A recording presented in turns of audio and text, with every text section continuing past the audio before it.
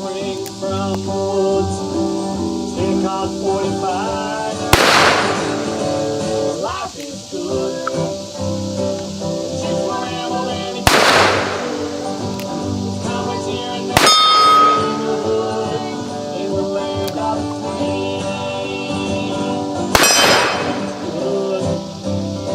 He's always shooting down in the woods. Probably wouldn't live if he could. His life is good. He wouldn't be living if he could. His life is good.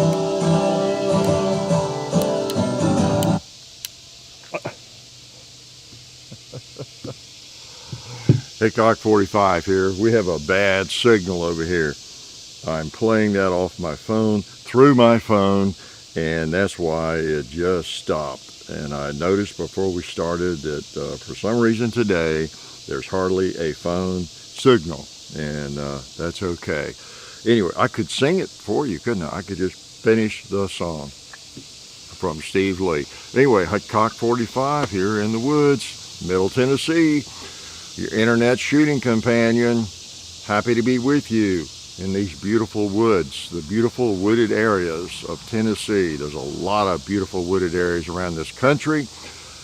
Actually, a lot of beautiful desert. Yeah, I enjoy that too, in the mountains and just everything. But anyway, yes, the home of Dolly Parton and Jeff Quinn and Alvin York and, oh man, just so many people. And maybe you too, right? Actually, yes, because I hear from a lot of you in Tennessee.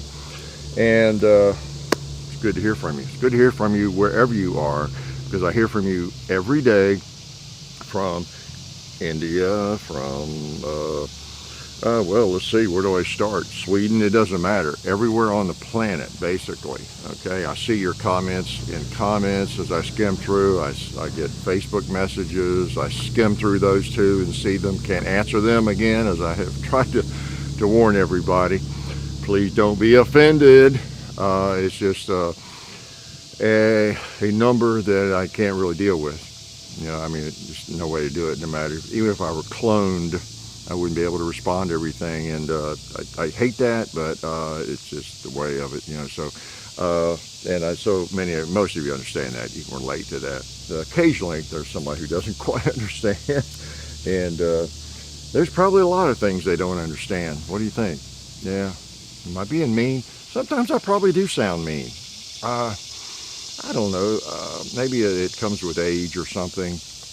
I don't really get bent out of shape over people who. In my life, I've known people who seem to be really intolerant of people who have a hard time understanding something. I don't know. I ain't the brightest tool in the shed or sharpest tool in the shed. See, didn't even get the analogy right. So I don't, anyway, I don't get bent out of shape over people that don't get things necessarily. But I think when you get older, the older you get, then the funnier you think some of it is, you know. So not really making fun, just like I don't really make fun of high points. I hope they make billions of dollars, you know.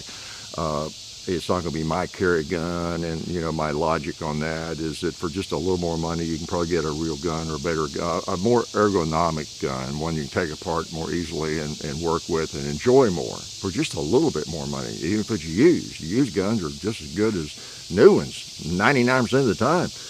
A lot of my guns are used.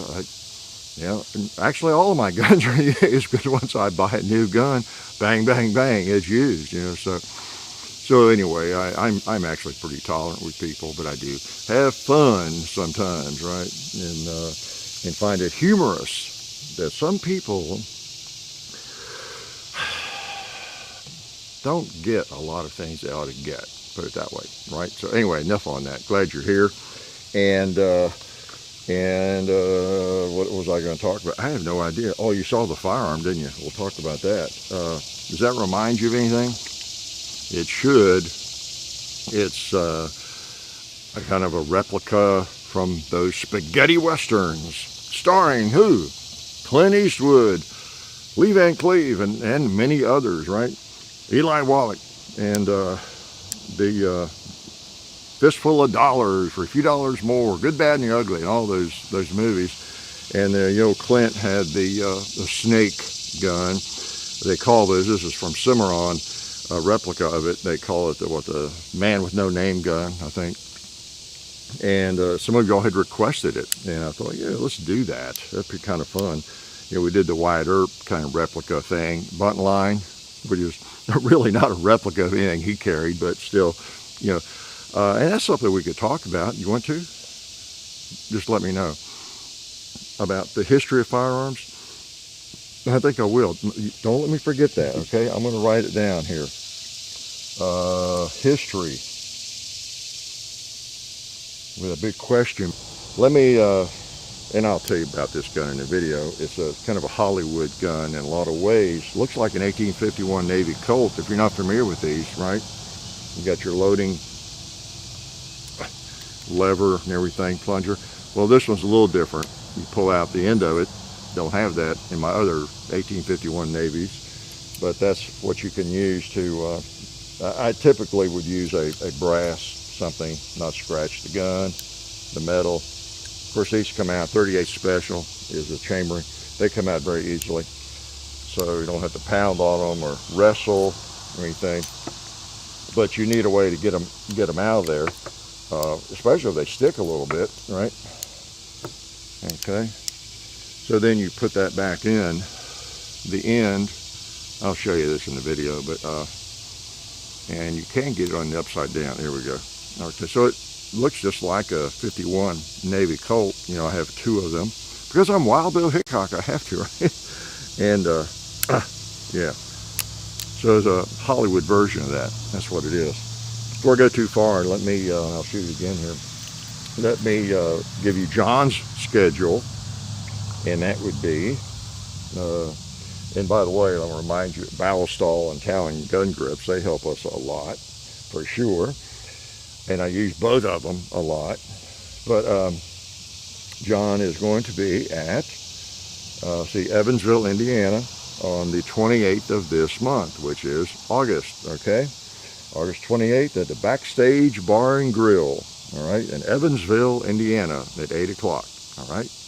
Go laugh at him. And, if you're in the area, just go laugh at him. If he's not funny, laugh at him for not being funny. There you go. Tell him I told you to do that, okay? And later, 9/11, interesting date, right? Going to be at the Straight to Ale Brewery in Huntsville, Alabama, 8 o'clock. And then don't forget, at the end of September, 1st of October, he'll be out at Laughs in Tucson. I'll, remind you of that. All right, you folks that live out there. And where am I going to be? I don't know, mostly around here, okay? I don't have a comedy tour. Probably should start one. I should start working on that probably, and getting myself up on stage, writing up some jokes, and just going through that. Just the what would you call it? Well, I don't know. Just being embarrassed, going through the embarrassment of that, of being up on stage somewhere where you're supposed to be funny, but you're not. That's probably everybody's nightmare, right? I think everybody, still the number one fear people have, public speaking. Well, that takes it to the next level, doesn't it? Not only are you, anybody publicly speaking in front of a group, a crowd. Fortunately, nobody's listening to me, so I can relax, just the trees and the bugs and the spiders and ticks. But when you're you're talking in front of people, that is the number one fear, I guess, still, that people at least say is, well, think about the next level. Not only are you speaking in front of people, at the first level, you're expected to say something halfway intelligent, right? Whatever group you're speaking in front of. You must be a semi-expert in something, or you wouldn't be up there speaking to them, I guess. So you're expected to, I guess, speak well and give some good information, make it worth the audience's time, whatever that might be. Well, the next level, think about it, you're up in front of a group. Not only are you expected to be clear in what you say, but you're expected to be funny.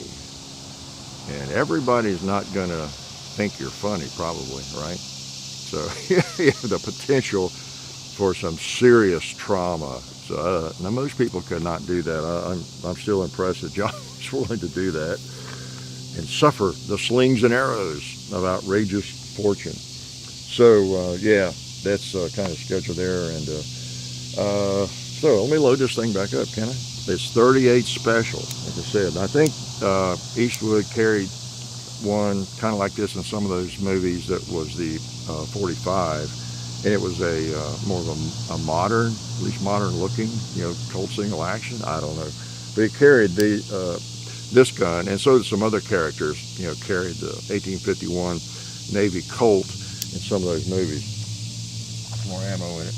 And it's a percussion. The 1851 is a percussion revolver. I think the time period setting for those movies was during the percussion era, right? It's hard to know sometimes in westerns. Of course, they were filmed in Spain and Italy, but so percussion revolvers would have been what they were carrying, right? Quite natural. Problem was when they went to shoot them, you had that issue. Okay, we're going to load these things up. Well, how are we going to do it? And with black powder wads and things, you could do just a blank charge with them, but the wad and stuff flies out the barrel and all that, and you got to be careful shooting that stuff at people, and because it can hurt them, put the eyes out and different things. There have been people killed with blanks. There's a lot of pressure there, but. So what would happen is if you watch those movies, when they're in a scene where they're going to shoot, actually pull the gun and fire it, the gun will be like this one, okay? Some kind of, with this Hollywood conversion. This is not the actual conversion that Richards and Mason did for Colt back in, the late 1860s. After the Civil War, they started converting some of these so that they would use cartridges, drilling out the cylinder, and so you have to load them from the front and all that. But that was a different conversion, really. And they also put an ejector on the side. If you see one of those, it's got an ejector rod, housing and rod on the side of it, tacked on, welded on, or whatever, so you could eject the cartridges as well. And they took the loading ram off of those because you don't need it. It's just more weight and all that. So there were conversions of these, but that would be different from this. Why? Okay, in the real world, like the Richards-Mason conversions, there were some others, their goal was to improve the 1851 Navy Colt, the 1860 Army, and all those, Remingtons, make them use cartridges and make them as smart as they could, right? Well, why'd you leave the heavy ramrod on there, anything you didn't need? You want them to work. That was most important, right? But for the movies, it's supposed to be an 1851 Navy Colt. They didn't want to change the appearance of it. If they attacked a big ejector rod on the side, it wouldn't have been that. It would have been a conversion. So anyway, hence the purpose for this firearm. Okay? Really looks like a 51 Navy Colt. I mean, look at that baby. You got to study it to notice, first thing I would notice is, a loading gate. Why would it have a loading gate? And of course, seeing the cartridges and seeing the back of the cylinder, for those of you who know these guns, when you look, I should have brought my 51, I'll do it maybe in the video, I'll do that, but you see right away, okay, that's a cartridge cylinder, and you can see the brass there and everything, and you got a loading gate. So it's kind of a Hollywood conversion is what it is, but it's neat. It's neat. And what I was going to talk about, you thought I forgot. That's why I made a note about the history. It's so you could say this is not historical, right? You could say I'm not hysterical either. That's why I'm not a comedian. Boom. Wow, look at that. Bullseyes. Let's try it again. Great shooter.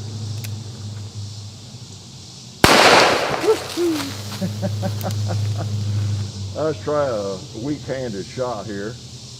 How about a weak-minded shot? That's all of them, right? Yeah. Of course, I know what you're thinking. Did he firefight? No, what you're thinking is all his shots are weak-minded shots. No history. Think about it. history of firearms is an interest of mine, of course, as you know by now. If you've been around, we have a lot of old firearms. I own a lot of them, and I just love the old firearms, the history of them. And, you know, when you pick one up, the feel and loading it and shooting it, and going through exactly what somebody went through in 1850 or 1873 or 1900 or whatever, 1950, whatever the year might be. Whether it's a soldier, what a soldier would have gone through, and loading the Garand and firing it and shooting it and seeing, the same recoil, or it's an 1861 rifle musket, that was used in the Civil War, or an Enfield, and loading it, knowing how they loaded it, and what it feels like to shoot it and clean it, and all of that, So you really experience, it's almost like living history, even though it's an inanimate object. And for my relatives in Kentucky, inanimate means not living. Okay, up there in Kentucky, my relatives, yeah, where I'm from, by the way. So, yeah, history of firearms is just interesting. And you could, and I could, and maybe I have in at some point in my life, when I was less tolerant, more closed-minded, I have come to think of it a little bit differently. Some of the movie guns that we all like this one. This is cool. This is pretty much a replica of what they used, the Hollywood modification of this firearm. Well, it's done in Italy, I guess, because the Italians really, that's what helped start the replicas that are made, historical replicas of all these firearms in Italy. It's a huge business, isn't it?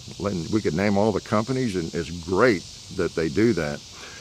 And this was, I think, kind of the genesis for that, these early movies, making these for the movies over there. But anyway, so also, what I'm getting at, equally important, maybe not equally important, but also important, really, is the history of, and interesting, the movie history, like this firearm. These movies were made, back in the 1960s. Long time ago, and those early movies and the different firearms that were used in movies, and how they were modified maybe for the movie, or maybe it's a firearm that didn't even really exist, but they created it just for the movie, and it's a part of movie history, and it's kind of interesting. You see a lot of people in the cowboy action shooting game trying to replicate history, dressing as much like they dressed back in the 1880s or whatever, with guns they use. But then you also have some people who they play a character in the cowboy action shooting out of Hollywood.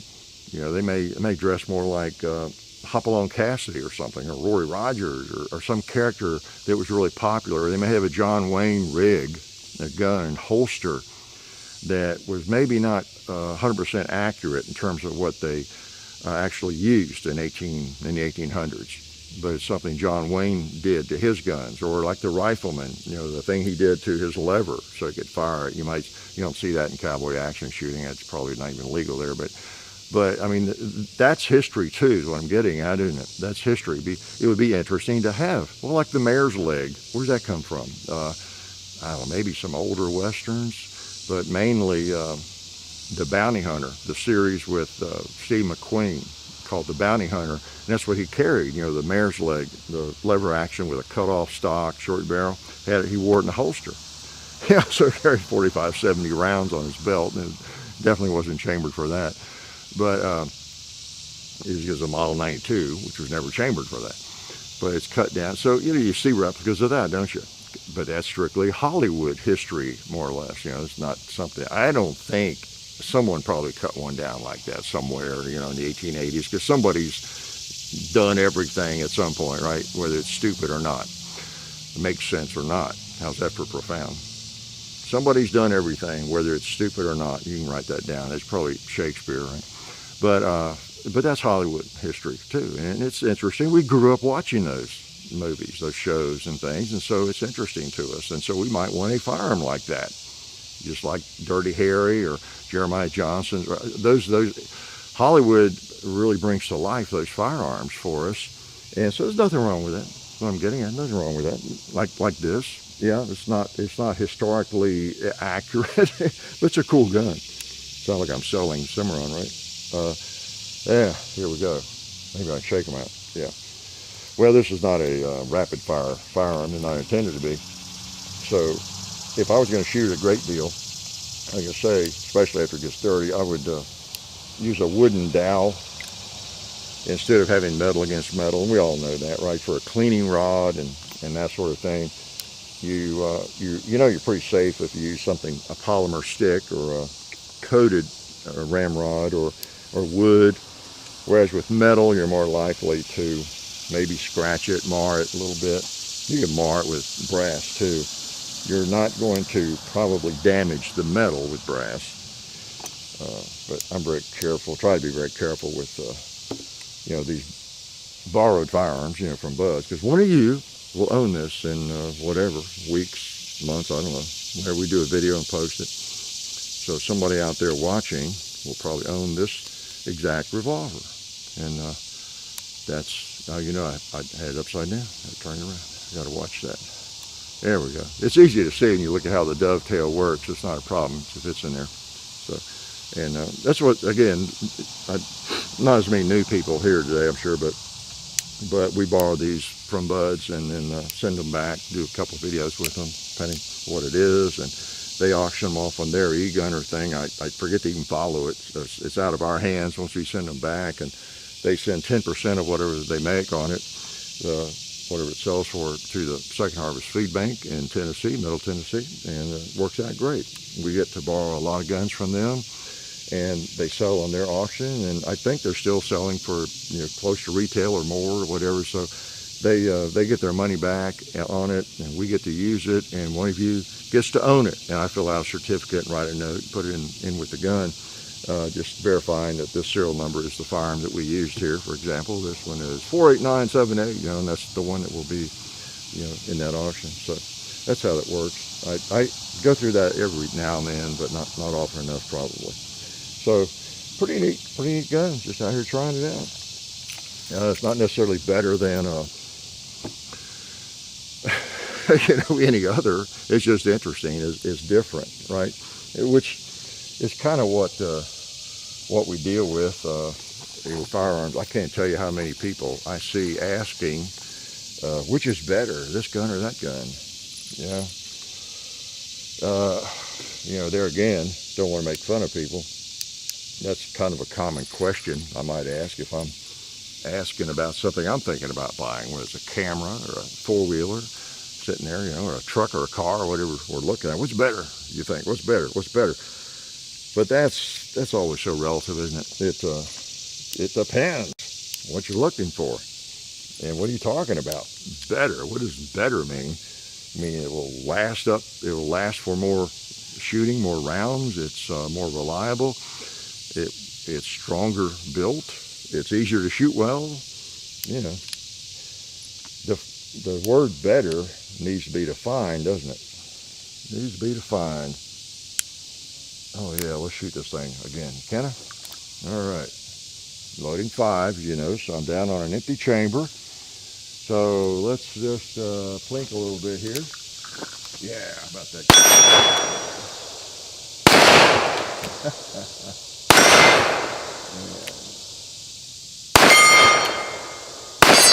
All right, that's 5.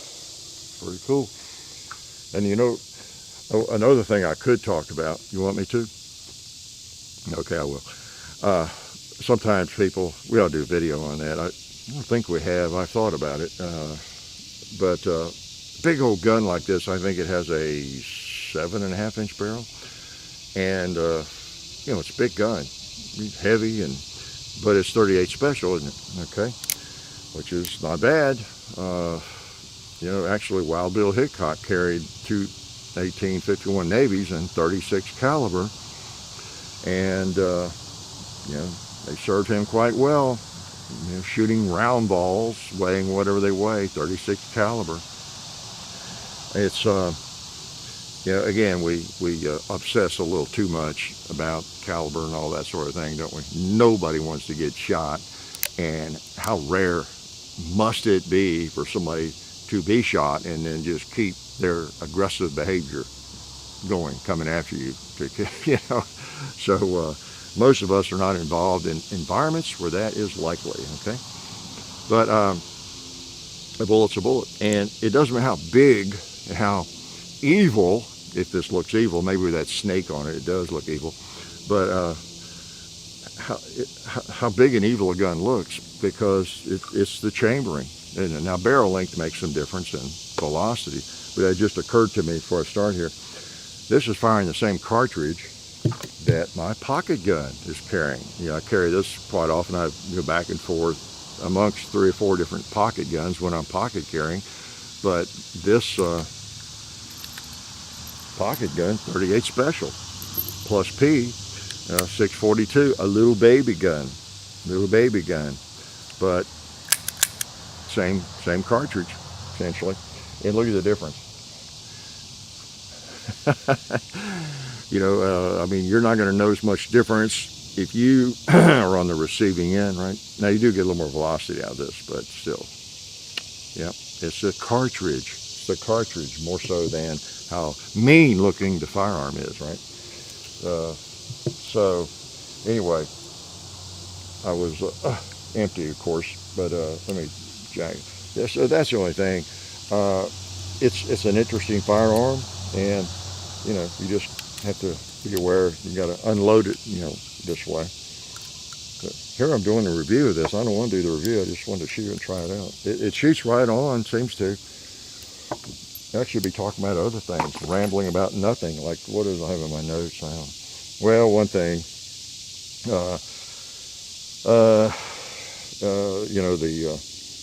The race is on now, politically. I'll get into politics just a little bit, and I'll preface that with, again, people do comment quite often that they enjoy the fact that we don't get into politics, much, and we don't. In the Sunday shoot-arounds, I do a little bit, but again, not party politics. If you own a gun, if you're into guns, you are involved in politics. The Second Amendment is political. Unfortunately, it shouldn't be, right? But you are involved in politics. You need to be, because if you like firearms, guess what? There are politicians working overtime to take them away from you. Okay? So we wish it weren't that way, but that's the way it is. So. And I don't ever advise people to vote Republican or Democrat or even Libertarian or whatever, even though I lean Libertarian. I advise you to vote, to study it and keep up with it and know what people's stance is on things, okay?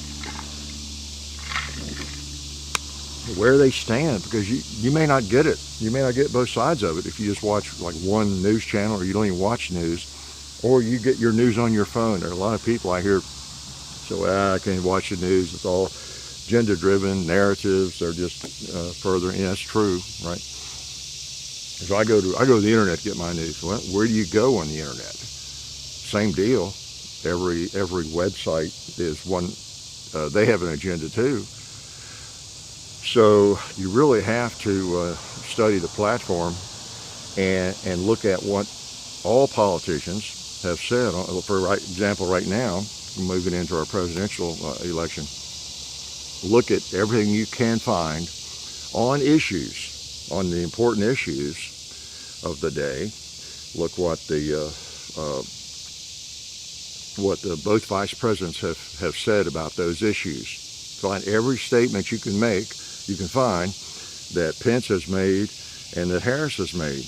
Kamala Harris and Pence have made on those issues. And then everything you can find that Trump has said on those issues that mean a lot to you, and everything that Biden has said on those issues, all right?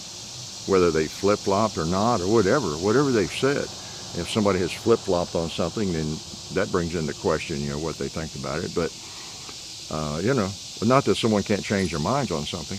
I think everybody should have the freedom, really, and respect from people to change a position on something.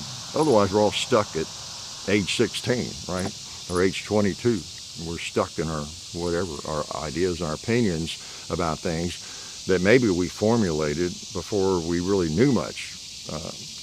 we hadn't really studied it thoroughly, because that's what we tend to do, don't we? We tend to lock in. We as humans feel uncomfortable if we don't have a strong opinion about most things, whether it's based on a lot of knowledge or experience or not, right? It's just the way we are.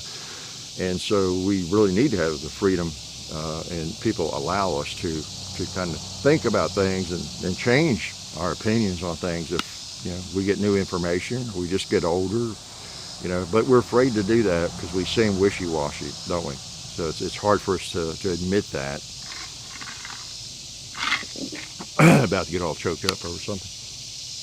Probably this firearm, beautiful firearm. So, but anyway, so I only advise everybody to, you young people, if you're kind of new to elections and things, and maybe you're new to firearms, that's why I love to see more people getting into firearms, because I think it causes you to think a little bit more about your voting choices. Okay? Let's say you just bought this gun, you wanted some self-protection, you've never been into guns and whatever, and so you haven't paid that close attention to what politicians are saying about firearms. But now you got this gun and you feel safer having this gun. You enjoy shooting it. And lo and behold, one of your favorite politicians is trying to take it away from you. Maybe because it's too evil looking, because it's semi-automatic. It holds too many rounds of ammo. It's too small, whatever. Or you shouldn't be trusted with it, or whatever. So I think it's great the more people that buy firearms, because things click up there when they hear politicians speaking that maybe didn't click before. But study all the principal politicians running for office, locally and of course nationally, and look at the platforms, look them up.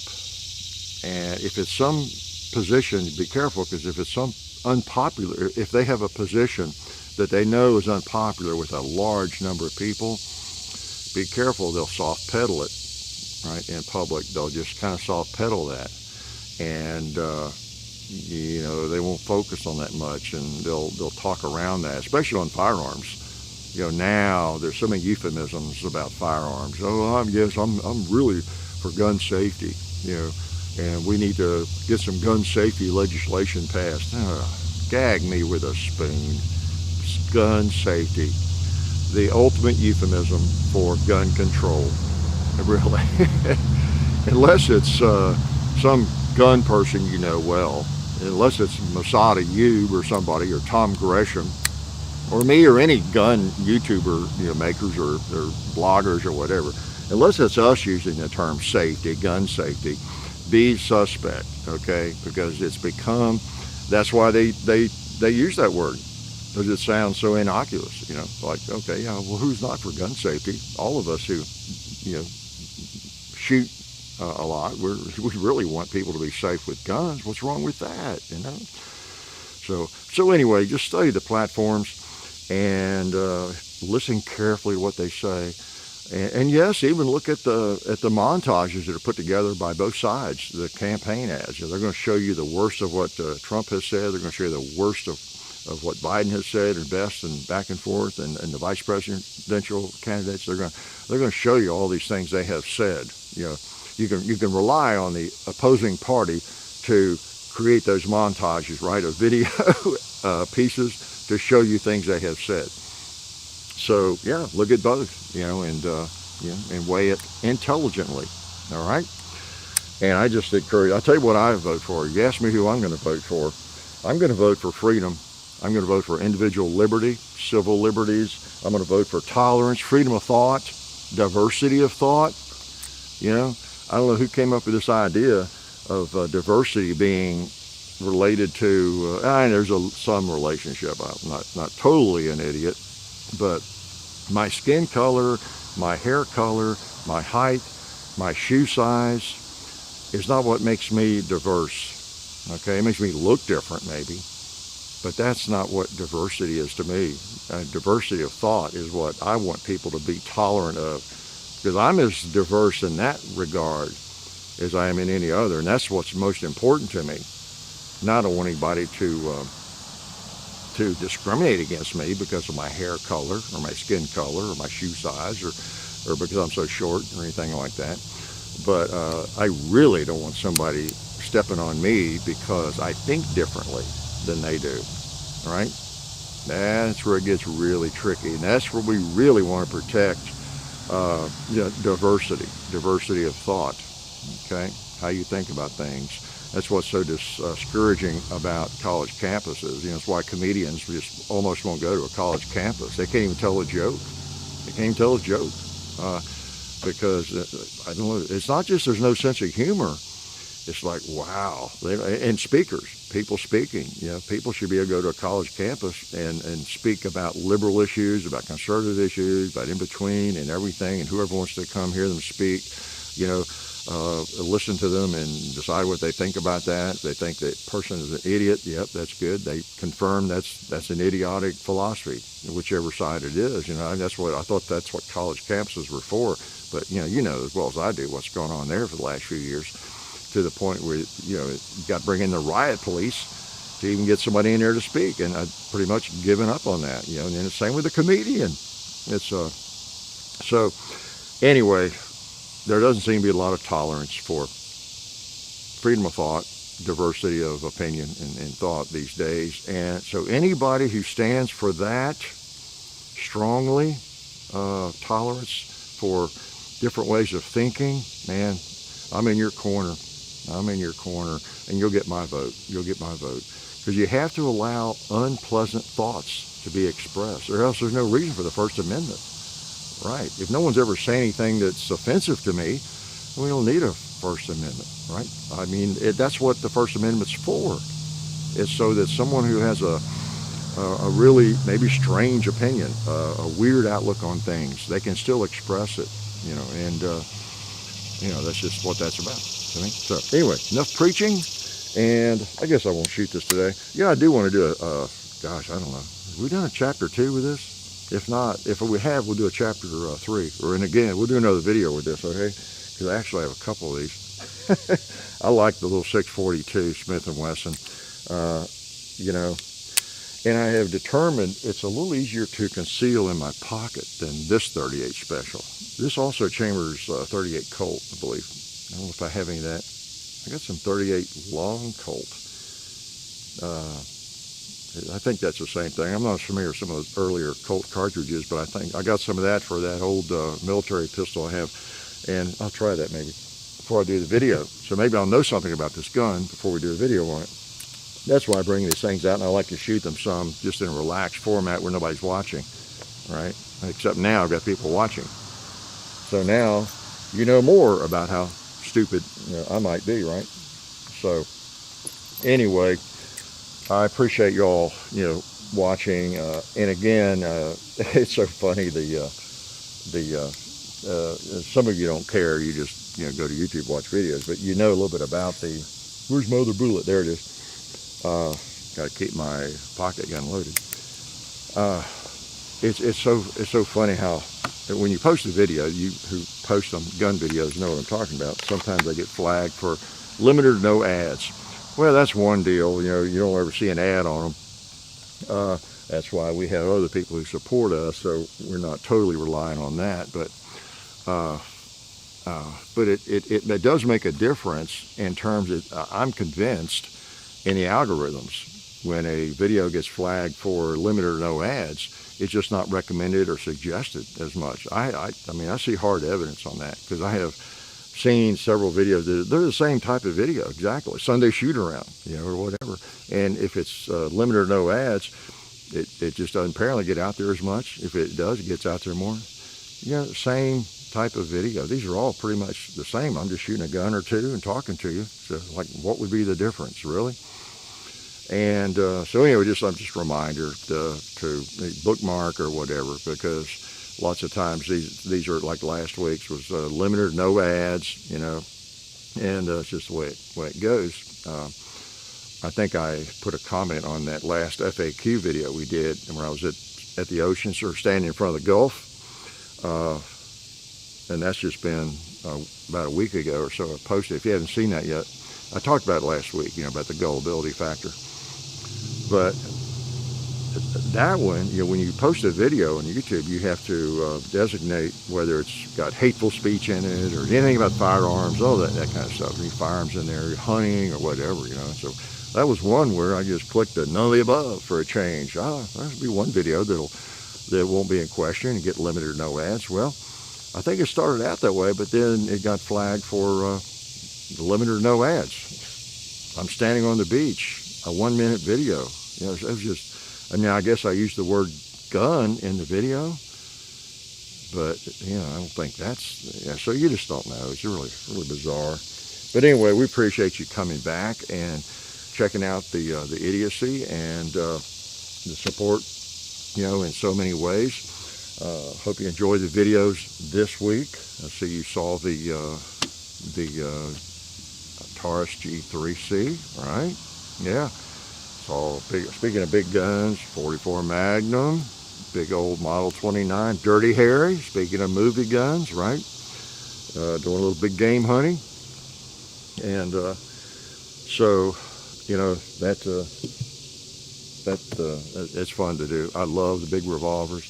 I like so many different firearms, and obviously it's genuine. It's not a marketing thing. I've always been that way.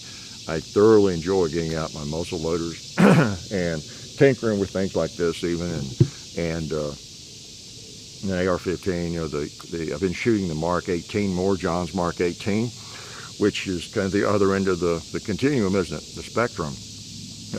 One of the hottest AR-15s, tactical firearms out there these days. That's a really, really cool AR. It really is. With that brace he has on it, the SB, there I go, trying to remember that, SBA4, right? Yeah, SBA4. I think it's the newest generation of the SB braces.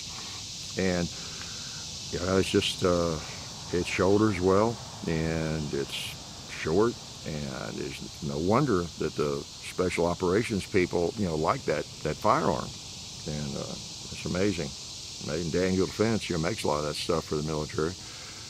Whether you like Daniel Defense or not, they make some great firearms. They have a reputation that's pretty much unsurpassed. I mean, I don't know if anybody that anybody could prove does a better job. Here I go, sounding like a Daniel Defense ad. Again, that's your beauty. We're not tied to anybody, and I may be wrong. My opinions might be wrong, which is fine. Correct me, but I know they do a really good job. They make a lot of that stuff for the military. They did step in it. The president or owner, I think, stepped in a little bit on a Second Amendment issue and then apologized. But I don't think it was. I think he was just a little bit clueless on that issue and then realized it. But I mean, they are, my gosh, the firearms they make and the number of people that have those, and just incredible quality. So I know you don't have to have a Daniel Defense if you want a good AR-15. It's just they make them for the hard. I talked about that before. It's just some are made for really extreme hard use, go to war, okay, and others are made to be fine, but maybe not something you want to take to Afghanistan. I don't know, but most of them do fine. And for 98% of us out here in the United States who are not going to take it to battle, you can get by without a Daniel Defense or any of the other, top names, that's for sure. But it's cool, and it's cool, and I've talked about that before. This always comes up about which is a better gun, is it really worth it, and all that kind of thing. We do videos on that, and a lot of it is just, and sometimes I guarantee you the people who are the most critical of that, who are the ones who make a comment about, you're just buying for the name, or you're an idiot if you pay $2,000 for an AR, or whatever the comment might be. My guess is, I'm wrong on a lot of them, I'm sure, but my guess is some of those people, if you went to their house, they're the very people who somewhere in their house or in their existence, they've got a $70,000 truck or something, or they've got a Rolex watch, or they've got something, may not be that expensive, but they've got something that, wow, you don't really need. There is a product just as good that costs a third that much. So we're all guilty usually of that to some extent. And we need to find something else to get on to people about, because it's kind of a natural inclination, I think, for people to, whatever it might be, just to if we can afford it, I kind of like that best version of that, or that almost best version of one of those. I know there's a wide range of it. It'd be kind of cool to have that one. It's more expensive, but yeah, it's kind of neat. I like that. I know that one's going to work or whatever. It's kind of the way we are. If we can afford it, it's great. There are choices, isn't it?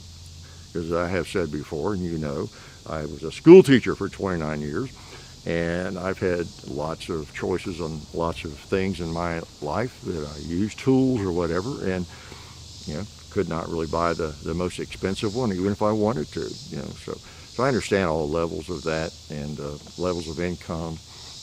I don't understand all levels of intelligence. In my life, I've had literally all levels of income, from pretty darn high income to pretty darn low income, with most of it in the middle somewhere. Okay, so I can appreciate that. I understand that over the many decades I've been alive, so I can relate to just everybody that way. I can't relate to people, though, in terms of all levels of intelligence, because I really have just been kind of at one mediocre level. So you people out there who are physicists and you graduated from MIT or Stanford, you're in medical school, you're a physician, I can't relate to you, because I'm just, compared with you, kind of dumb, right? Yeah. But I'm kind of proud of it, because it's what brought me to where I am, I guess, right? Everything I am, everything I've done, as John Donne said, was John Donne? I am a part of all that I have met, and I just am what I am, and it's been a good life. So I really do. This sounds like rationalization, but I think we all, growing up, we think someone's, they're in med school, they're a doctor, or you meet somebody and you're a physician. And I used to be in a market when I was in publishing, and I spent my days talking to physicians and high-level nursing educators and different people and all that. So I've never been intimidated by anybody at all.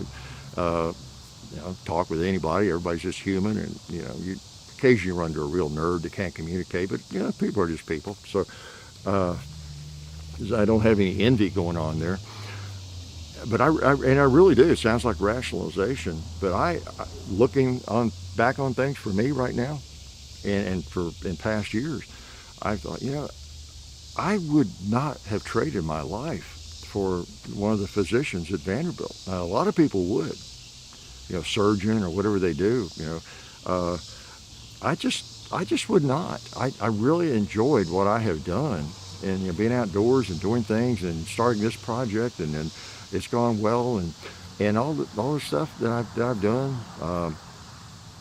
Teaching was incredibly enjoyable and interesting. People in the traveling I've done and publishing and different things, I really would not honestly trade it for having gone. If I say I did have a high IQ and had incredible grades and got into medical school and all that, I go into those hospitals even when I was traveling and going, and now when I'm around the medical centers and different things, and I look at these nurses and doctors and think, I really, and I'm sorry, I appreciate what you all do. I don't mean to make fun of you all or downgrade your valuable position and jobs, but personally, I would not really, it's not attractive to me to go into those buildings under the fluorescent lights all day long and be, a pasty medical worker. I mean, it just really doesn't. Cutting on people or, and messing in the blood in the people, and it's not inviting to me at all. It's really not. Even if they're making, whatever, twice, 3 times, 10 times whatever I make money-wise, it's just not inviting to me. I'll take what I do. I really would. I mean, that's not just rationalization. I've been around too long, and I have nobody to impress or to lie to for any reason. And that's kind of the way I feel. And I might be wrong if I'd gotten into it. It's like anything you do. You just, you're driven and you thoroughly enjoy it. But it just doesn't look that inviting to me. And I'm not talking about because of the virus. It just doesn't. Just doesn't. But I'm sure it's a lot more enjoyable and rewarding than it appears, and it makes it worth, going into that building every day and putting on all the gear and cutting on people or whatever you're doing. Okay. So I never know what I'm going to talk about, and that's a little dangerous, isn't it? Oh well. I'm too old to care, right? So I'm glad y'all came around. I should have shot a little bit more, but thought I'd show you this and try it out, and it seems to shoot right on. So I'm looking forward to doing a video with it. Maybe, I know what I'll do. I'll give Clint Eastwood a call and see if he wants to come by and make an appearance in the video, okay? I'm sure he would, don't you imagine? He doesn't have anything else to do. I'm sure. That would be cool, wouldn't it? Gosh, I hate that Clint's gotten so old. Oh, man. Sorry, Clint, if you're watching. But, I'm headed there myself. So many great movies, and he's such a great actor, great character. Think about what he's contributed to the culture. Now, some people would say it's been horrible. He's he's caused a lot of gun sales and all that, but just a great character he's played. He just got into the right roles, didn't he? He is smart. He has been so smart about that, and such a great director, producer, actor. All things have to come to an end, but oh my gosh, the Spaghetti Western series, the Dirty Harry series, if he had done nothing but any one of those, had been masterpieces, and just everything he's done, we sure appreciate him, don't we? And I know there's some question out there about how much he supports the Second Amendment and that kind of thing, but whether he likes it or not, and even if he does have a problem with some firearms, and I'm not sure how much of that's rumor and how much of that's real, and if there's much to it, but that's good. He has sold a lot of guns, so he didn't do him good if he does think there should be more gun control. He has put guns in so many people's hands. That's good. So anyway, we appreciate the work he's done, and that's another topic too, isn't it? Actors, and Clint probably doesn't fall that much into that, but all these actors, they make their whole living out of making movies, shooting people and all these guns, and they're really avidly against gun ownership, and we know who they are. That's what is kind of bizarre, but then again, they are just acting. And that's not, newsflash, that's not who they really are in those movies. I didn't realize that until I was like about 60 years old. John clued me in that those people in the movies and TV series, they're really just actors. And, Matt Dillon, for example, in Gunsmoke is actually some guy, he was some guy named James Arness. He really wasn't a sheriff, town marshal, This really was shocking to me, but it's life. Just live and learn, don't you? So I've gone too long, but I will let you go now. How's that? And appreciate you coming back and checking out what we're up to. Remember, 2 or 3 videos, sometimes 4 videos a week. Well, actually 3 or 4, every week. So if you're not getting notified, come back and check us out. I don't want you to miss one single piece of brilliance, okay, if we can avoid that. And we have, what do we have? About 1,900 videos. And of course, all of them are brilliant. So you probably have some homework to do. If you're new, I expect you to get at that, okay? I really do. So I'll talk to you, I hope, next Sunday. And until then, clean some guns, shoot some guns, study the candidates, figure out who you're going to vote for, hope you're registered, and vote. Definitely vote. And try not to be influenced by, I don't know, you're going to be influenced by people, right? But think for yourself and study the issues. And like I said, look at what people really think, what their platforms are, and how that affects you. And I would encourage you to, again, uh, just because somebody is promising something for you, that's not necessarily a reason to vote for them. Okay, try to be an adult, try to be mature about it, and think about what's best for the country, the society, and vote accordingly. May not be the way I vote, but at least you've researched it and you have done some thinking about it. Okay, and thought about consequences. So that's the main thing. That's all anybody can ask, right? So we'll talk to you later, and I hope that you come back and see us again. Life is good.